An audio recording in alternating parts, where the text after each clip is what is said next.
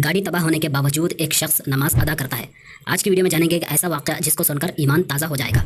यकीनन मैं और आप या फिर कोई दुनिया का शख्स जब उसके साथ हादसा पेश आ जाता है या होने वाला होता है तो वो घबरा जाता है और चौंक जाता है और बौखलाहट का शिकार हो जाता है। अगर वो हादसे में बच भी जाए फिर भी घबराया सा रहता है। लेकिन तुर्की के एक शख्स ने अनोखा काम कर दिखाया। जी हाँ, जिंदगी और मौत तो अल्लाह का हुक्म है और इसे आना ही है, लेकिन जब यह करीब से गुजरती है तो इंसान की चीखें निकल जाती है। यानी बाज़ औक़ात जब मौत करीब से गुजरती है, यानी बाल बाल इंसान बच जाता है या फिर मौत को छूकर निकल जाता है, तो वो और भी घबरा जाता है। लेकिन तुर्की के इस शख्स ने जैसे ही उसका हादसा हो गया, उसने अपनी गाड़ी से जाए नमाज निकाली और हादसे की जगह पर ही साइड में होकर 2 रकात नफल शुक्राने अदा किए।